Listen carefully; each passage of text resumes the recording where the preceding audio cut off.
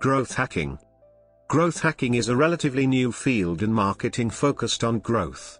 It started in relation to early-stage startups who need massive growth in a short time on small budgets, but has since then also reached bigger corporate companies. The goal of growth hacking strategies is generally to acquire as many users or customers as possible while spending as little as possible. A growth hacking team is made up of marketers, developers, engineers and product managers that specifically focus on building and engaging the user base of a business.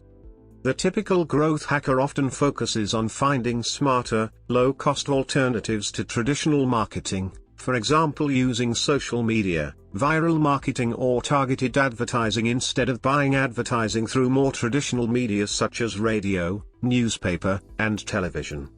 Growth hacking is particularly prevalent with startups, when the goal is finding product/market fit or achieving rapid growth in the early stages of launching a new product or service to market. Growth hacking may focus on lowering cost per customer acquisition, or it may focus on long-term sustainability. The goal of any marketing should be long-term sustainable growth, not just a short-term gain. Growth hacking is about optimization as well as lead generation. Imagine your business is a bucket and your leads are water. You do not want to pour water into a leaky bucket, it is a waste of money. That is why a true growth hacker would care about customer retention. Those who specialize in growth hacking use various types of marketing and product iterations to rapidly test persuasive copy, email marketing, SEO and viral strategies, among other tools and techniques, with a goal of increasing conversion rates and achieving rapid growth of the user base. Some consider growth hacking a part of the online marketing ecosystem, as in many cases growth hackers are using techniques such as search engine optimization, website analytics, content marketing and A/B testing.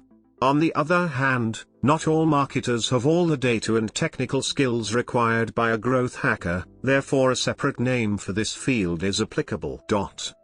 Product development is also heavily influenced by the growth hacker mindset. Instead of long development cycles followed by user testing, growth hackers start user testing with wireframes and sketches, validating ideas at every stage. A growth hacker in a product development role would start user testing in a coffee shop instead of a corporate usability lab. History. Sean Ellis coined the term growth hacker in 2010. In the blog post, he defined a growth hacker as a person whose true north is growth. Everything they do is scrutinized by its potential impact on scalable growth. Andrew Chen introduced the term to a wider audience in a blog post titled, Growth Hacker is the New VP Marketing, in which he defined the term and used the short-term vacation rental platform Airbnb's integration of Craigslist as an example.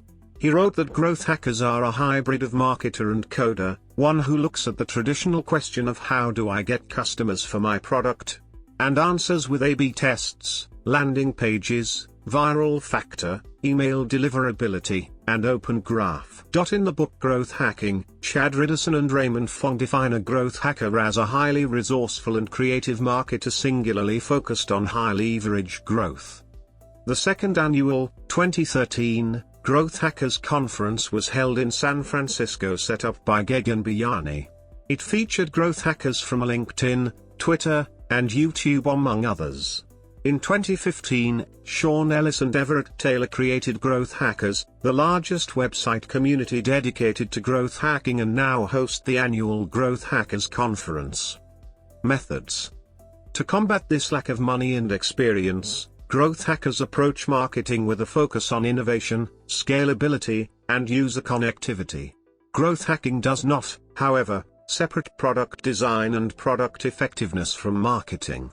Growth hackers build the product's potential growth, including user acquisition, onboarding, monetization, retention, and virality, into the product itself.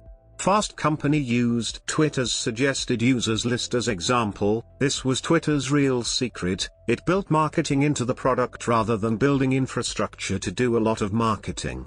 However, growth hacking isn't always free. TechCrunch shared several nearly free growth hacks explaining that growth hacking is effective marketing and not mythical marketing pixie dust. As new tools has come out specifically that focus on more advanced forms of growth hacking, more and more tools are being offered as free. The heart of growth hacking is the relentless focus on growth as the only metric that truly matters. Mark Zuckerberg had this mindset while growing Facebook. While the exact methods vary from company to company and from one industry to the next, the common denominator is always growth. Companies that have successfully growth hacked usually have a viral loop naturally built into their onboarding process. New customers typically hear about the product or service through their network and by using the product or service, share it with their connections in turn. This loop of awareness, use, and sharing can result in exponential growth for the company. Growth hacking frames the user acquisition process through the buyer funnel metaphor. In short, new users flow through a 6-stage funnel: awareness, acquisition, activation, retention, revenue, referral, which got its name from the abbreviation of the first 6 letters spelling RR. Rapidly optimizing this process is a core goal of growth hacking, since making each stage of the funnel more efficient will increase the number of users in the most advantageous stages of the funnel. Twitter, Facebook, Dropbox, Pinterest, YouTube, Groupon, Udemy, Instagram and Google are all companies that used and still use growth hacking techniques to build brands and improve profits. Examples of growth hacks. The examples below are called growth hacks and are the most well-known acts of growth hacking. Often people see growth hacking as merely repeating these growth hacks, but one should know that the hacks are only the result of a repeatable growth hacking process, which all growth hackers use a way of working. Below are some of the most famous growth hacking examples.